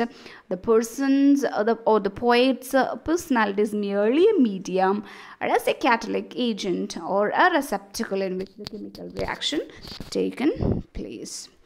Okay, ഇവിടെ ആ ഒരു second പാർട്ടിൽ Eliot ആളുടെ theory of ഇംപേഴ്സണാലിറ്റിനെയാണ് പറയണത്. So ഇവിടെ ഒരു കമ്പാരിസനാണ്, ഒരു അനാലജിയാണ് നടത്തുന്നത് ദാറ്റ് ഓഫ് ഒരു കാറ്റലിസ്റ്റിനെ കുറിച്ച്. സോ ഇവിടെ എലിയറ്റ് കമ്പയർ ചെയ്യണത് mind of a poet to a catalyst and the process of poetic creation to the process of chemical reaction. അപ്പോൾ ജസ്റ്റ് ആസ് ഒരു കെമിക്കൽ റിയാക്ഷൻ നടക്കണ പോലെ ഒരു കാറ്റലിസ്റ്റ്, നമ്മളൊരു കാറ്റലിസ്റ്റ് ഇട്ട് കൊടുത്തിട്ട് അവിടെ ഒരു റിയാക്ഷൻ നടക്കുകയാണ്. സോ അതുപോലെയാണ് പോയറ്റിൻ്റെ മൈൻഡ് ആവേണ്ടത്. So poet's mind function as a catalyst agent to combine the different emotion into something new, ഒരു പുതിയതുണ്ടാക്കാൻ വേണ്ടി. സോ ഇപ്പോൾ നമ്മളിപ്പോൾ ഒരു ലാബിൽ ഇങ്ങനെ നടക്കുകയാണ്. ഒരു ജാറിൽ ഓക്സിജനും സൾഫർ ഡൈ ഓക്സൈഡും ഉണ്ട്, ആൻഡ് സൾഫ്യൂരിക് ആസിഡ് ഫോം ചെയ്യണം. എപ്പോഴും മാത്രമേ സൾഫ്യൂരിക് ആസിഡ് ഉണ്ടാവുള്ളൂ. ഒരു ഫാൻ ഫിലമെൻ്റ് ഓഫ് പ്ലാറ്റിനം അതിൽ ആ ജാറിൽ ഇടുമ്പോഴാണ് ഓക്സിജനും സൾഫർ ഡൈ ഓക്സൈഡും കൂടി ചേർന്നിട്ട് സൾഫ്യൂരിക് ആസിഡ് ഉണ്ടാവുള്ളൂ. ആ ഒരു കോമ്പിനേഷൻ ഉണ്ടാവണമെന്നുണ്ടെങ്കിൽ എന്ത് വേണം അവിടെ? ഒരു പീസ് ഓഫ് പ്ലാറ്റിനം വേണം. സോ അതാണ് കാറ്റലിസ്റ്റ്, അതാണ് ആക്സിലറേറ്റ് ചെയ്യുന്നത് ആ ഒരു റേറ്റ് ഓഫ് റിയാക്ഷന്. സോ പക്ഷേ ആ ഒരു മെറ്റൽ ഇപ്പോൾ ലാസ്റ്റ് നമ്മൾ നോക്കുമ്പോൾ ദ മെറ്റൽ ഒരു തരത്തിലുള്ള ചേഞ്ചും അതിനുണ്ടാവണില്ല, ഒരു change ഉണ്ടാവണില്ല.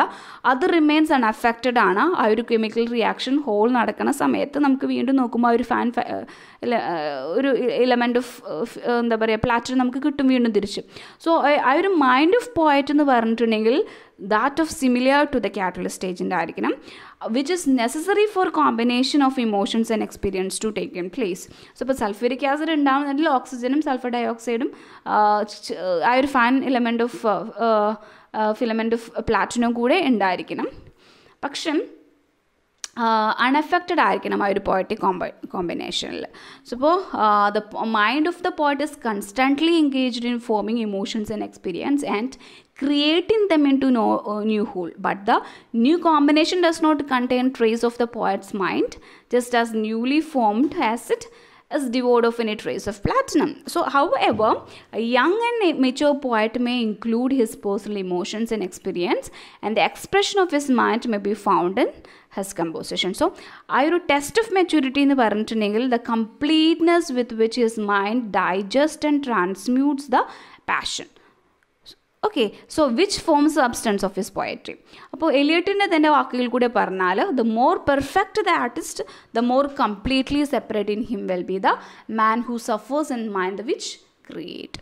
So the man suffer is his experience, but it is his mind which transforms the experience into something new and different. So the personality of the poet does not find expression in his poetry. അപ്പോൾ ഇത്ര കാര്യങ്ങളാണ് അതിൽ ആൾ പറയണത്. So ആ ഒരു chemical റിയാക്ഷനൊക്കെ നമ്മൾ പറഞ്ഞു കഴിഞ്ഞു.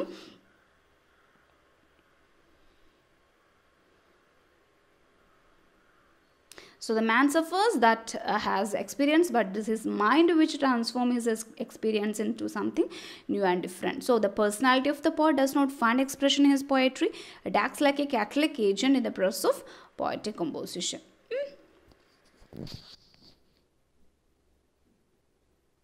ഇനി നെക്സ്റ്റ് ആൾ പറയണത് എന്താ പറയുക, രണ്ട് തലങ്ങളെ കുറിച്ചിട്ടാണ്. അതെന്താണ്? The experience which enter the poetic process, അല്ലേ? പോയറ്റിക് പ്രോസസ്സിലേക്ക് എൻ്റർ ചെയ്യാനുള്ള എക്സ്പീരിയൻസ് രണ്ടാണ്. ഏതൊക്കെയാണ്? ഇമോഷൻസും ഫീലിങ്സും ആണ്. So the experience which enter the poetic process says it is relate may be of two kinds ആണ്.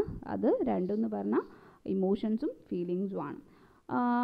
അല്ലെങ്കിൽ ഔട്ട് ഓഫ് ബോത്ത് ആയിരിക്കും, composed of emotions and feelings ആയിരിക്കാം. So ഇപ്പോൾ ഇവിടെ എലിയട്ട് ഡിസ്റ്റിങ്ഷ് ചെയ്യുന്നത് ഇമോഷൻസ് ആൻഡ് ഫീലിങ്സിനെ കുറിച്ച്. പക്ഷേ ഒരിക്കലും ആൾ എക്സ്പ്ലിസിറ്റ്ലി ആ ഒരു ഡിഫറൻസിനെ നമുക്ക് പറഞ്ഞു തരുന്നില്ല. There emotions and feelings poetry may be composed of emotions only or out of feelings or out of രണ്ടുമാവാം, അല്ലേ? ആൻഡ് ആൾ മിയർലി ഡിസ്റ്റിങ്വിഷസ് സ്റ്റേറ്റ് ഡെഫറൻസ് എന്താണെന്ന് പറഞ്ഞിരുന്നില്ല. Nowhere else in his writing. So കുറേ ക്രിറ്റിസിസം ഉണ്ട്. A.G. ജോർജൊക്കെ പറയുന്നുണ്ട് ആ ഒരു ഡിസ്റ്റിങ്ഷൻ എങ്ങനെയാണ് മെയിൻറ്റെയിൻ ചെയ്യണമെന്നൊന്നും പറഞ്ഞിരുന്നില്ല, ഡിസ്റ്റിങ്ഷ് ചെയ്യണില്ല. സോ ആ ഒരു ഡിസ്റ്റിങ്ഷൻ എന്ന് പറഞ്ഞിട്ടുണ്ടെങ്കിൽ നമുക്ക് ഇഗ്നോർ ചെയ്യാൻ പറ്റുന്ന ഒരു കാര്യമാണ്. സോ ഒരു ഇംപേഴ്സണൽ ആയതുകൊണ്ട് തിയറി ഓഫ് പോയട്രിയിൽ വലിയ ഇമ്പോർട്ടൻസ് ഇല്ല. അപ്പം ആ ഒരു ഡിസ്റ്റിങ്ഷൻ നമുക്ക് എന്ത് ചെയ്യാം, വേണമെങ്കിൽ ഇഗ്നോർ ചെയ്യാം. It has influenced his impersonal theory of poetry. So Eliot ഇവിടെ കമ്പയർ ചെയ്യുന്ന പോയറ്റ്സ് മൈൻഡ് ടു എ ജാറിനോടാണ്, അല്ലെങ്കിൽ ഒരു റിസെപ്റ്റക്കിളിനോടാണ്. സോ അതിൽ ഒരു innumerable feelings and emotions store ചെയ്ത് വെക്കാം. ആൻഡ് പിന്നെ അത് എന്ത് ചെയ്യണം, ഒരു ന്യൂ കോമ്പൗണ്ടിലേക്ക് യുണൈറ്റ് ചെയ്യുന്ന പോലെ, കെയിം ടുഗദർ ആവണ പോലെ. സോ ഒരു പോയട്രി പറഞ്ഞിട്ടുണ്ടെങ്കിൽ is an act of organisation rather than inspiration. അല്ലേ? എന്താണ് ഒരു എന്താ പറയുക, ഒരു അൺഓർഗനൈസ്ഡ് ആയിട്ടുള്ള കെയോട്ടിക് ആയിട്ടുള്ള ഫോമിൽ നിന്ന് എല്ലാ പാർട്ടിക്കിൾസും യുണൈറ്റ് ചെയ്തിട്ട് ഒരു ന്യൂ കോമ്പൗണ്ടിലേക്ക് എത്തണം. സോ ഇപ്പോൾ ഈ ഒരു ഓർഗനൈസേഷൻ എന്നാണ് ആര് പറഞ്ഞേക്കുന്നത്, ടി എസ് എലിയറ്റ് പറഞ്ഞത്. അപ്പോൾ നമ്മൾക്കറിയാൻ പറ്റും ഇൻസ്പിറേഷൻ എന്നാണ് റൊമാൻറ്റിക് പോയറ്റ്സ് പറഞ്ഞേക്കുന്നത് അല്ലേ. വേർഡ്സ്വർത്ത് അങ്ങനെയാണ് പറഞ്ഞിട്ടുള്ളത്. സോ ഇപ്പോൾ ഇൻസ്പിറേഷൻ ആവണം. So greatness of a poem does not depend upon the greatness for even the intensity of the emotion which are the components of the poem but upon the intensity of the process of poetic composition. എന്ന് പറഞ്ഞാൽ ഇവിടെ പറയുന്നത് എന്താണെന്നുണ്ടെങ്കിൽ ഒരു greatness of a poem എന്തിൽ depend അല്ല, ആ ഒരു ഇൻറ്റൻസിറ്റി ഓഫ് ഇമോഷനിലല്ല, intensity of the process of poetic കോമ്പോസിഷനിലാണ്. എങ്ങനെ പോലെ just as the chemical reaction പ്രഷറിലാണ് ഉണ്ടാവുന്നത് അല്ലേ, ദ ഫ്യൂഷൻ ഓഫ് ഇമോഷൻ ഉണ്ടാവുന്നത്, ഇൻറ്റൻസിറ്റി ഓഫ് പോയറ്റിക് പ്രോസസ്സ് നടക്കുന്നത്. സോ എത്രയും ഇൻറ്റൻസ് ആണ് പോയറ്റിക് പ്രോസസ്സ് അത്രയും ഗ്രേറ്റ് ആയിരിക്കും ആ ഒരു പോയം എന്ന് പറഞ്ഞിട്ടുള്ളത്. സോ പോയട്രി എന്ന് പറഞ്ഞിട്ടുണ്ടെങ്കിൽ എന്താണെന്നാണ് ആൾ പറയുന്നത്, ഓർഗനൈസേഷനാണ്. ഇൻറ്റൻസിറ്റി ഓഫ് എത്രയും പ്രഷറിലാണ് ആ ഒരു പോയം കമ്പോസ്ഡ് ആവണത്, അതിലാണ് ഗ്രേറ്റ്നെസ് ഇരിക്കുന്നത്. സോ എന്ന് പറഞ്ഞാൽ ഒരു കെമിക്കൽ റിയാക്ഷൻ നടക്കണ പോലെ, ഏത് പ്രഷറിലാണോ നടക്കണ പോലെ അത്രയും ഇൻറ്റൻസ് ആയിരിക്കും ആ പോയറ്റിക് പ്രോസസ്സ്. ആ ഇൻറ്റൻസിറ്റിയാണ് ഒരു നല്ലൊരു പോയട്രീനെ ഉണ്ടാക്കുന്നത്. സോ അങ്ങനെ പറയുമ്പോൾ ഒരു എന്താ പറയുക, ഒരു ആർട്ടിസ്റ്റിക് ഇമോഷനും പേഴ്സണൽ ഇമോഷനും തമ്മിൽ ഒരുപാട് ഡിഫറൻസ് ഉണ്ട് അല്ലേ. എന്ന് പറഞ്ഞാൽ ഇപ്പോൾ നമുക്കറിയാൻ പറ്റും there is a difference between artistic emotion and personal emotion of the poet. For example ഇപ്പോൾ ഒരു poem that is ode to nightingale. So കുറേ കീറ്റ്സിൻ്റെ ഇമോഷൻസിനെ പറയുന്നുണ്ട്. സോ നൈറ്റിംഗേളിൻ്റെ ഇമോഷൻസിനായിട്ട് ഒരിക്കലും ഒരു ബന്ധമില്ലാത്ത കുറേ കീറ്റ്സിൻ്റെ ഇമോഷൻസിനെ അതിൽ പറയുന്നുണ്ട്. സോ എലിയട്ട് അവിടെ പറയുന്നത് difference between art and the event is always absolute ആയിരിക്കും. because the poet has no personality to express, because he is merely a medium where impressions and experience combine in distinctive and unexpected ways. So impression and experience which are important for man, that is something may find no place in his poetry, and those which become important in poetry may have no significance for man. Okay, avade aanu Eliot എന്ത് ചെയ്യുന്നത്, romantic സബ്ജക്റ്റിവിസത്തിനെ എന്ത് ചെയ്യുന്നത്, reject ചെയ്യുന്നത്. So that is here his rejecting Wordsworth theory of poetry. എന്താണ് വേർഡ്സ്വർത്തിൻ്റെ poetic theory? എന്താണ്?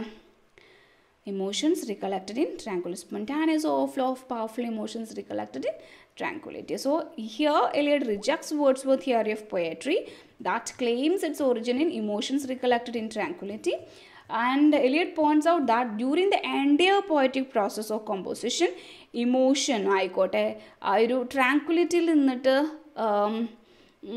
ഒരു കോണ്ടംപ്ലേറ്ററി മൈൻഡിൽ നിന്നിട്ടായിരിക്കണം ആളത് ഓർക്കേണ്ടത്. സോ ഇതിനൊന്നും ഒരു സ്ഥാനമില്ല എന്നാണ് ടി എസ് എലിയറ്റ് പറയുന്നത്. അവിടെ എന്തിനു മാത്രമേ സ്ഥാനമുള്ളൂ? കോൺസെൻട്രേഷൻ ഓഫ് എക്സ്പീരിയൻസ്, അതിന് മാത്രമേ സ്ഥാനമുള്ളൂ. And new whole emerges from the ആ ഒരു കോൺസെൻട്രേഷനിൽ നിന്നായിരിക്കണം പുതിയ കാര്യങ്ങൾ അവിടെ ഉണ്ടാവേണ്ടത്, ആ പ്രോസസ്സിങ് അവിടെ നടക്കേണ്ടത്. സോ പ്രോസസ്സ് എന്ന് പറഞ്ഞാൽ പ്രോസസ് ഓഫ് കോൺസെൻട്രേഷൻ ആണ്. പക്ഷേ അത് കോൺഷ്യസ് ആവാനും പാടില്ല, ഡെലിബറേറ്റ് ആവാനും പാടില്ല. ആ ഒരു elements of poetic process conscious and deliberate. So ഒരു ബാഡ് പോയറ്റ് ആണെന്നുണ്ടെങ്കിൽ കോൺഷ്യസ് ആയിരിക്കും where he should be unconscious, and unconscious of where he should be conscious എന്നാണ് പറയുക. So that it is the consciousness of the wrong kind that makes a poem പേഴ്സണലാക്കി മാറ്റുന്നത്. Whereas mature art എന്ന് പറഞ്ഞാൽ, poetry എന്ന് പറഞ്ഞാൽ എപ്പോഴും എന്തായിരിക്കും? ഇംപേഴ്സണൽ ആയിരിക്കും. അപ്പോൾ Eliot does not mention when a poet should be conscious and not. എപ്പോഴാണ് കോൺഷ്യസ് ആവേണ്ടത്, എപ്പോഴാണ് കോൺഷ്യസ് ആവേണ്ടാത്തതിനെ കുറിച്ചിട്ടുള്ള ഫർദർ ഡീറ്റെയിലിംഗ് ഒന്നും ടി എസ് എലിയറ്റ് അവിടെ നടത്തുന്നില്ല. സോ ഇപ്പോൾ ഒരു പോയറ്റിക് കോമ്പോസിഷൻ്റെ ആ പ്രോസസ്സിൽ ഇമോഷൻസും റികളക്ഷനും ട്രാങ്ക്വിലിറ്റിയും ഒന്നുമില്ല. അവിടെ നടക്കുന്നത് ഒരു പോയറ്റിക് പ്രോസസ്സാണ്. പോയറ്റിക് പ്രോസസ്സ് എന്ന് പറഞ്ഞിട്ടുണ്ടെങ്കിൽ കോൺസെൻട്രേഷൻ മാത്രമേ ഉള്ളൂ. ന്യൂ തിങ് റിസൾട്ട് ഫ്രം ആ ഒരു കോൺസെൻട്രേഷനിൽ നിന്ന് മാത്രമാണ് നടക്കുന്നത്. സോ ആ ഒരു ആർട്ടിസ്റ്റിക് ഇമോഷൻസിനെ വീണ്ടും നമ്മൾ കാണുകയാണ്. ദ വാല്യൂ ഓഫ് കോൺസെൻട്രേഷൻ ആൾ പറയുകയാണ്. The emotions of poetry different from the personal emotion of the poet. അപ്പോൾ അയാളുടെ പേഴ്സണൽ ഇമോഷൻസ് ചിലപ്പോൾ സിമ്പിളായിരിക്കാം, ഗ്രേവ് ആയിട്ടുള്ളതായിരിക്കാം. അപ്പോൾ പക്ഷേ ആളുടെ ഇമോഷൻ കോംപ്ലക്സ് ആയിരിക്കാം, ചിലപ്പോൾ റിഫൈൻഡ് ആയിരിക്കാം. സോ അപ്പോൾ ഒരിക്കൽ പോലും ആളുടെ ഇമോഷനെ ഒരു എക്സെൻട്രിസിറ്റി ആ പോയട്രിയിൽ അയാൾ കാണിക്കാൻ പാടില്ല. സോ അയാൾ അത് ഒരു പോയറ്റിൻ്റെ ഒരു ബിസിനസ് അല്ല, പുതിയ പുതിയ ഇമോഷൻസിനെ കാണിക്കുക എന്നുള്ളത്. ഓർഡിനറി ഇമോഷൻസിനെ കാണിച്ചിട്ട് ആളെന്ത് ചെയ്താൽ മതി, ന്യൂ മീനിങ്സ് എടുത്താൽ മതി. So that is not necessary. That should be his personal emotions ഉണ്ടാവാം. Even emotions which has never personally experienced can serve the purpose of poetry. So ഇപ്പോൾ emotions which result from the reading of books can serve his turn.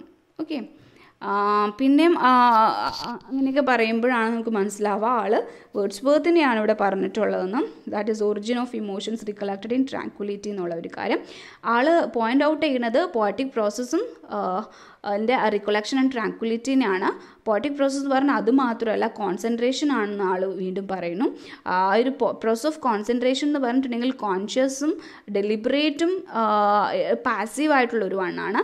So എന്താ പറയുക, other elements in the poetic process which കോൺഷ്യസും deliberate ആയിട്ടുള്ളതുണ്ട്, എന്നാലും full deliberate ആവരുത്. അപ്പോൾ ആ ഒരു ഡിഫറൻസ് ഒരു ബാഡ് പോയറ്റും ഗുഡ് പോയറ്റുള്ളത്. ഒരു ബാഡ് പോയറ്റ് ആളെവിടെ അൺകോൺഷ്യസ് ആവണം അവിടെ ആൾ കോൺഷ്യസ് ആവും എന്നുള്ളതാണ്. ഓക്കെ, സോ ആ ഒരു അൺകോൺഷ്യസ്നെസ് ഓഫ് ദ റോങ് കൈൻഡാണ് ഒരു പോയത്തിനെ പേഴ്സണലാക്കി മാറ്റണത്. ഓക്കെ, സോ എലിയറ്റ് പറഞ്ഞു എവിടെയാണ് കറക്റ്റായിട്ടുള്ള കോൺഷ്യസ്നെസ് അൺകോൺഷ്യസ്നെസ് നടത്തേണ്ടതെന്നുള്ളത് അത് കറക്റ്റായിട്ട് പറഞ്ഞു തരുന്നില്ല. Okay, and we are now reached the part 3 അല്ലേ. 3 പാർട്ടായിട്ടാണ് തിരിച്ചിട്ടുള്ളതെന്ന് ഓൾറെഡി പറഞ്ഞു കഴിഞ്ഞു. അപ്പോൾ പാർട്ട് 3ൽ നമ്മൾ നേരത്തെ കണ്ടു എന്താണ് ആൾ പറയണത്. ഇപ്പോൾ ഇങ്ങനൊരു സ്റ്റേറ്റ്മെൻറ്റാണ് പാർട്ട് 3ൽ നടക്കുന്നത്. എന്താണ് poetry and escape from personality and personal emotions ആണെന്നുള്ളതാണ്. സോ പാർട്ട് 3ൽ എലിയറ്റ് കൺക്ലൂഡ് ചെയ്യുന്നത് ഇങ്ങനെയാണ്. പോയട്രി എന്ന് പറഞ്ഞിട്ടുണ്ടെങ്കിൽ it's not a turning loose of emotion but an escape from emotion ആണ്. It is not an expression of personality but an escape from personality ആണ്. അപ്പോൾ Eliot പേഴ്സണാലിറ്റിയും ഇമോഷനെ ഒരിക്കലും ഡിനൈ ചെയ്യല്ല ചെയ്യുന്നത്. ഒരു പോയറ്റ് എപ്പോഴും ഡീപേഴ്സണലൈസ്ഡ് ആയിരിക്കണം അയാളുടെ ഇമോഷൻസിന്. Poet can know what is to be done if he acquires a sense of tradition. അത് ഹിസ്റ്റോറിക്കൽ സെൻസ് ഉണ്ടായിരിക്കണം ആൾക്ക്, വിച്ച് മേക്ക് ഹിം ആ ഒരു സെൻസ് ഓഫ് ട്രഡീഷനും ആ ഹിസ്റ്റോറിക്കൽ സെൻസുമാണ് ആളെന്താക്കി മാറ്റുന്നത്, കോൺസെൻട്രേഷൻ ആക്കുന്നത്, കോൺഷ്യസ് ആക്കുന്നത്. ഏതിൻ്റെ കോൺഷ്യസ് ആവുന്നത്, പ്രസൻറ്റിൻ്റെ മാത്രമല്ല present moment of the past കൂടെ മനസ്സിലാക്കുന്നത് അങ്ങനെയാണ്. സോ ഇപ്പം കൺക്ലൂഡ് ചെയ്യണത് concludes the essay by mentioning poetry is not a turning loose of emotion but an escape from emotion. It is not expression of personality but an escape from personality. Okay, so അപ്പോൾ ഇങ്ങനെ പറയുമ്പം വീണ്ടും പറയണു അതിനെ പേഴ്സണാലിറ്റീനെ ഇമോഷൻസിനെ deny അല്ല ഒരിക്കലും ആൾ ചെയ്യണത്. ആളെന്താ ചെയ്യണത്, ഡീപേഴ്സണലൈസ് ചെയ്യാനാണ് പറഞ്ഞിട്ട് ഉള്ളത്. And there should be an extension of his personality, depersonalization. There should be an extension of personality. ആ ഒരു പേഴ്സണാലിറ്റീനെ അച്ചീവ് ചെയ്യാൻ എപ്പോഴാണ്, surrender himself complete to the work that is to be done അല്ലേ. ആൻഡ് പിന്നെ ആൾ പറയണത് he surrenders himself complete to the work of art and that is when he acquires a sense of tradition. എപ്പോഴാണ് ആ complete surrendering നടക്കുക, ഒരു sense of tradition ഉണ്ടാവുമ്പോഴാണ്, ആ ഒരു ഹിസ്റ്റോറിക്കൽ സെൻസ് ഉണ്ടാവുമ്പോൾ ആണ് ആ ഒരു കംപ്ലീറ്റ് സറണ്ടറിങ് നടക്കുക എന്നാണ് പറയുന്നത്. സോ അപ്പോൾ ഇത്ര കാര്യങ്ങളാണ് ഇതിലുള്ളത്. ലൈക്ക് ട്രഡീഷൻ ആൻഡ് ഇൻഡിവിജ്വൽ ടാലൻറ്റിൽ ടി.എസ്. എലിയറ്റ് പറയുന്നത്. അപ്പോൾ എലിയറ്റിൻ്റെ ക്രിറ്റിസിസം എന്ന് പറഞ്ഞിട്ടുണ്ടെങ്കിൽ ഇവിടെ ലിമിറ്റഡ് ഡെഫിനേഷനാണ്. എന്താണ് ആ ഒരു കാനൺ ഓഫ് ട്രഡീഷൻ എന്താണെന്ന് ഫുള്ളി ആളതങ്ങനെ പറഞ്ഞിട്ടില്ല. എന്താ പിന്നെ mind of Europe reeks of Eurocentrism എന്ന് പറഞ്ഞിട്ടുള്ള ഒരു സംഭവമാണ് ഇവിടെ പറയണത്. അപ്പോൾ എലിയറ്റിൻ്റെ തിയറി ഓഫ് പേഴ്സണാലിറ്റിക്കുള്ളൊരു ക്രിറ്റിസിസം എന്ന് പറഞ്ഞിട്ടുണ്ടെങ്കിൽ അപ്പോൾ ലൈക്ക് ഇപ്പോൾ കുറേ ക്രിറ്റിക്സ് ഉണ്ട്. ലൈക്ക് യുവോർ ആയിക്കോട്ടെ, റാൻസം ആയിക്കോട്ടെ. റാൻസം പറയണത് എലിയറ്റ് ഒരു എഫക്റ്റീവ് എക്സ്പീരിയൻസിനെയാണ് ഒരു കൊഗ്നിറ്റീവ് എക്സ്പീരിയൻസിനേക്കാൾ കൂടുതൽ ഇമ്പോർട്ടൻസ് കൊടുത്തേക്കുന്നത്. അപ്പോൾ എലിയറ്റിൻ്റെ തിയറീനെ ഒരു എന്താ പറയുക, ഒരു ഡോക്ട്രിൻ ഓഫ് പോയറ്റിക് ഓട്ടോമേഷൻ എന്നാണ് ആൾ വിളിക്കുന്നത്. ആൻഡ് പിന്നെയും കുറേ ക്രിറ്റിക്സിൻ്റെ അഭിപ്രായത്തിൽ ആർട്ടിസ്റ്റിക് പ്രോസസ്സസ് ഒരു moral evaluation of human experience ആണ്. അപ്പം we also feel that even if there is a poet is impersonal ആണെങ്കിൽ കൂടി his personality is reflected in handling words and മീറ്ററിൽ അവിടെ ഉണ്ടായിരിക്കും. So the words rhythm and metre are chosen by the poet himself to make the expression of his emotions as effective and possible ആക്കി മാറ്റാൻ വേണ്ടിയിട്ട് അവിടെ ഉണ്ടാവും എന്നുള്ളതാണ്. So ഒരുപാട് എന്താ പറയുക, കുറേ തിയറീസ് ഈ ഒരു വർക്കിൽ കൂടെ ടി.എസ്. എലിയറ്റ് കൊണ്ടുവന്നിട്ടുണ്ടെന്ന് പറഞ്ഞു അല്ലേ. ലൈക്ക് തിയറീസ് നമ്മൾ കണ്ടിട്ടുണ്ടായിരുന്നു. Objective correlative which is very important ആണ്.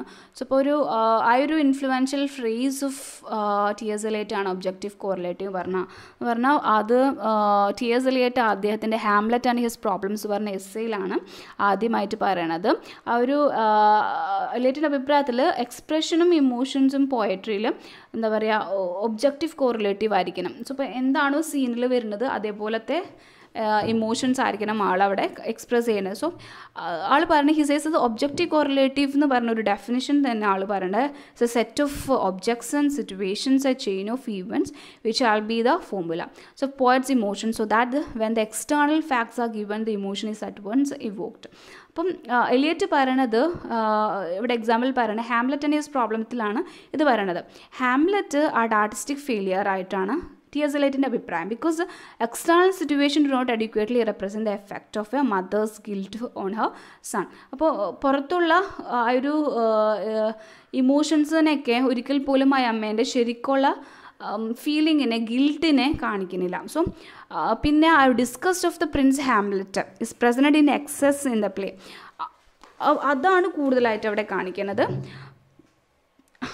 ആൻഡ് ഫർദർമോർ ഓഡിയൻസിന് neither able to relate nor feel as Prince Hamlet does because the imagesum അതിനകത്തുള്ള ക്യാരക്ടേഴ്സും ആക്ഷൻസും അത് ജസ്റ്റ് എക്സ്റ്റേണലൈസ് ചെയ്യണ മാത്രമേ ഉള്ളൂ, ഡിസ്റ്റർബ് ചെയ്യണ മാത്രമേ ഉള്ളൂ ദാറ്റ് ഓഫ് പ്രിൻസ് ഹാംലെറ്റിന്. അപ്പോൾ ഒബ്ജക്റ്റീവ് കോറിലേറ്റീവ് അവിടെ കറക്റ്റായിട്ട് നടന്നിട്ടില്ല എന്ന് പറയുകയാണ്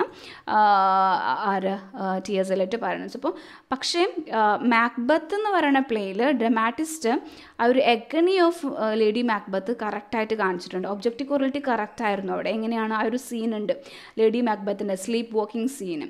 സോ ആ ഒരു ഒക്കേഷനെ ഒരു unconscious repetition of a past action that reveal her guilt with him. ശരിക്കും അതവിടെ കാണിച്ചു തരാണ്. അവളുടെ ആ ഡെസ്പെയർ ഒരു ഒബ്ജക്റ്റീവായിട്ട് എടുക്കുകയാണ്. സോ ഓഡിയൻസിന് ആ ഒരു ഇമോഷൻസിനെ പെട്ടെന്ന് ഫീൽ ചെയ്യാൻ പറ്റും. എത്രയും ഡിസ്റ്റർബ്ഡ് ആണ്, ആ ഒരു ഗിൽറ്റ് എത്രയും അവളുടെ മനസ്സിലുണ്ട്. ആ ഒരു എക്സ്റ്റേണൽ സിറ്റുവേഷൻ ശരിക്കും ആ ഒരു emotional upheaval of lady മാക്ബത്തിനെ കാണിച്ചു തരാണ് rather than imposing emotions of the character directly on to the audience. Okay, ആ ഒരു ഡ്രമാറ്റിസ്റ്റ് അവിടെ യൂസ് ചെയ്യുന്നത് ഒരു ചെയിൻ ഓഫ് ഈവൻറ്റ്സും അത് എന്താ പറയുക indirectly conveys the emotion of the character to the audience. അപ്പം ആ ഒരു തരത്തിൽ without the use of direct verbal എക്സ്പ്രഷനിലൂടെ അല്ലാതെ സിറ്റുവേഷൻ ഇവൻസിനെയും ഒരു സിമിലർ ഇമോഷനെ റീഡേഴ്സിൽ ഉണ്ടാക്കാൻ വേണ്ടിയിട്ട് ഇമോഷനെ ഡീപേഴ്സണലൈസ് ചെയ്തുകൊണ്ട് പറയുന്നതിനെയാണ് എന്തെന്ന് വിളിക്കുന്ന ഒബ്ജക്റ്റീവ് കോറിലേറ്റീവ് എന്ന് വിളിക്കുന്നത്. അപ്പോൾ അവിടെ എന്തുണ്ടായിരിക്കണം, ഒരു സെറ്റ് ഓഫ് ഒബ്ജക്ട്സും സിറ്റുവേഷൻസും ചെയിൻ ഓഫ് ഈവൻസിലൂടെയും ആ ഇമോഷൻസിനെ ഡയറക്റ്റായിട്ട് വെർബലി പറയാതെ ഇൻഡയറക്റ്റ്ലി കാണിച്ചു തരണയാണ് ഒബ്ജക്റ്റീവ് കോറിലേറ്റീവ് എന്ന് ഉദ്ദേശിക്കുന്നത്, ടി.എസ്. എലിയറ്റ് ഉദ്ദേശിക്കുന്നത്. പിന്നെ വേറെ രണ്ട് തിയറിയും കൂടെ ടി.എസ്. എലിയറ്റ് പറഞ്ഞിട്ടുണ്ട് ഇമ്പോർട്ടൻ്റ് ആയിട്ടുള്ളത്. രണ്ട് തിയറിയാണ് ഇതൊക്കെ, unification of sensibility, dissociation of സെൻസിബിലിറ്റിയും. അത് ആളുടെ എസ്സേ ആയിട്ടുള്ള ഇംഗ്ലീഷ് മെറ്റഫിസിക്കൽ പോയറ്റ്സിൽ നിന്നാണ് നമുക്ക് കിട്ടുന്നത്, ഇംഗ്ലീഷ് മെറ്റഫിസിക്കൽ പോയറ്റ്സ് എന്ന്. സോ യൂണിഫിക്കേഷൻ ഓഫ് സെൻസിബിലിറ്റി എന്ന് പറഞ്ഞിട്ടുണ്ടെങ്കിൽ അവിടെ ഒരു fusion of thought and feeling ആണ്. ഇതാണ് fusion of thought and feeling ആണ് യൂണിഫിക്കേഷൻ ഓഫ് സെൻസിബിലിറ്റി. സോ ആ ഒരു recreation of thoughts in to feeling ആണ്. എന്താണ് തോട്ട്സിനെ ഫീലിങ്സിലേക്ക് മാറ്റുക. ആ ഒരു direct sensuous apprehension of thought. അപ്പം ആളത് പറയാനുള്ള reason metaphysical poets of 18th century ആ ഒരു യൂണിഫിക്കേഷൻ ഓഫ് സെൻസിബിലിറ്റി ഉണ്ട്. സോ ഒരു union of thought and feeling ഉണ്ട്. പിന്നെ ആൾ പറയുന്ന വേറൊരു ടേമാണ് ഡിസോസിയേഷൻ ഓഫ് സെൻസിബിലിറ്റി. അതിനാൾ ഉദാഹരണം പറയുന്നത് ലേറ്റ് 17th സെഞ്ച്വറിയിലെ ഒരു തോട്ടും ഫീലിങ്ങും തമ്മിലൊരു സ്പ്ലിറ്റ് ഉണ്ടായിട്ടുണ്ട്. സോ അത് ഏറ്റവും കൂടുതൽ കാണാൻ പറ്റുന്ന ജോൺ ബ്രാഡിൻ്റെ മിൽട്ടൻ്റെയും പോയട്രിയിൽ അത് കാണാൻ പറ്റും. ഒരു തോട്ടിനും ഫീലിംഗും സെപ്പറേറ്റ് ആയി നിൽക്കുകയാണ്. So present poetry has not been able to recover from such a disharmony between thought and feeling. അപ്പോൾ ഒരു മെറ്റഫിസിക്കൽ പോയറ്റ്സിനെ അപ്രീഷിയേറ്റ് ചെയ്തുകൊണ്ടാണ് എന്താ പറയുക ടി.എസ്. എലിയറ്റ് ഈ കാര്യം പറയുന്നത്. ചില ആൾക്കാരുടെ പോയത്തിൽ യൂണിഫിക്കേഷൻ ഓഫ് സെൻസിബിലിറ്റി ഉണ്ടെന്ന് പറഞ്ഞാൽ fusion of thought and feeling ഉണ്ട്. ചില ആൾക്കാരുടെ പോയത്തിൽ അതില്ല. ഉണ്ട് എന്ന് പറയുന്നത് മെറ്റഫിസിക്കൽ പോയറ്റ്സിൻ്റെ പോയത്തിലാണ്, ഇല്ല എന്ന് പറയുന്നത് മിൽട്ടൻ്റെ ജോൺ ബ്രാഡിൻ്റെ പോയത്തിലാണ്. അപ്പം എലിയറ്റ് പറയുന്നത് ടെന്നീസനും ബ്രൗണിങ്ങും 19th സെഞ്ച്വറിയിലെ poets the think but do not feel the thoughts are as immediately as the order of rose. അപ്പോൾ ഇവരൊക്കെ ടെന്നീസനും ബ്രൗണിങ്ങും എന്താ ചെയ്യുന്നത്, അവർക്ക് ഫീൽ ചെയ്യാൻ പറ്റുന്നുണ്ട്, പക്ഷേ അവർ തിങ്ക് ചെയ്യാൻ പറ്റും. Think but do not feel the thoughts as immediately as the order of rose. So പിന്നെ പക്ഷേ ആരുടെ ഡണ്ണ് മെറ്റഫിസിക്കൽ പോയിട്ടായിട്ടുള്ള ഡണ്ണിന് തോട്ട് എന്ന് പറഞ്ഞ ഒരു എക്സ്പീരിയൻസ് ആണ്. അതാണ് ആളെ മോഡിഫൈ ചെയ്യാൻ ആളുടെ സെൻസിബിലിറ്റിനെ. അപ്പം Eliot sees the harmonious blend of thought and emotions in the poetry of John Donne. Robert ബ്രൗണിങ്ങും ആൽഫ്രഡ് ലോർഡ് ടെന്നിസണൊക്കെ ആ ഒരു fail to transmit ideas into emotions and sensation. അപ്പോൾ ഇങ്ങനെ കുറച്ച് കാര്യങ്ങൾ. സോ ഇപ്പോൾ great poetry cannot be written by employing logic or intellect. Mature poet can experience of feel his thoughts as does the order of a rose which while and immature പോയറ്റിന് അത് പറ്റില്ല. അപ്പം ഇങ്ങനെ കുറച്ച് തിയറീസ് കൂടെ T S. എലിയറ്റിൻ്റെതായിട്ടുണ്ട്. That is objective correlative ഉണ്ട്. Objective correlative പറയുന്നത് ഹാംലെറ്റ് ആൻഡ് ഹിസ് പ്രോബ്ലംസിലാണ്. Unification of sensibility and dissociation of sensibility അദ്ദേഹം സംസാരിക്കുന്നത് മെറ്റഫിസിക്കൽ പോയറ്റ്സിനെ കുറിച്ചിട്ട് പറയുമ്പോഴാണ്. അപ്പം ഇത്രയും കാര്യം നമ്മൾ പറയണത് റൊമാൻറ്റിക് ക്രിറ്റിസിസം ഓഫ് 19th സെഞ്ച്വറിനെ അപ്പാട് ഡിനൗൺസ് ചെയ്യാണ്, റിജക്റ്റ് ചെയ്യാണ് ചെയ്യുന്നത് വേർഡ്സ്വർത്തിൻ്റെ തിയറി ഓഫ് പോയട്രിനെ എസ്പെഷ്യലി. പിന്നെ ഇതിൽ ആൾ വേറെ പറയുന്ന ഒരു കാര്യം ആ ഒരു ട്രഡീഷനെ സെൻസ് ഓഫ് ട്രഡീഷനെ ആൾ അണ്ടർലൈൻ ചെയ്യുകയാണ് ഇവിടെ. ആ ഒരു കോറലേഷൻ ട്രഡീഷനും ഇൻഡിവിജ്വൽ ടാലൻറ്റിനെയും. സോ അപ്പോൾ അങ്ങനെയാണ് നമുക്കൊരു മോഡേൺ ക്രിറ്റിസിസത്തിലേക്ക് എത്താനായിട്ട് പറ്റുന്നത്. So he announces the death of the author ആണ് അവിടെ. ദാറ്റ് ഈസ് പ്യുവർ ഒബ്ജക്റ്റീവ് ആയിരിക്കണം എന്നാൾ പറഞ്ഞത്. സോ എംപെറിക്കൽ ഓത്തർ അവിടെ മരിച്ചു. So author biographical sense of ടേമിൽ അവിടെ ഇല്ല. And shift the focus from the author to the ടെക്സ്റ്റിലേക്ക് തന്നെ മാറണം എന്നുള്ള ഒരു കൺക്ലൂഷൻ സ്റ്റേറ്റിലേക്കാണ് ടി.എസ്. എലിയറ്റ് ഒരു ഫർദർ ക്രിറ്റിക്കൽ ട്രീറ്റിയിലേക്ക് ആണ് അവിടെ ടി.എസ്. എലിയറ്റ് എത്തിക്കുന്നത്. So this is truly a seminal work which is produced by T.S. Eliot. So that is tradition and individual talent. Okay. Thank you for your patient listening.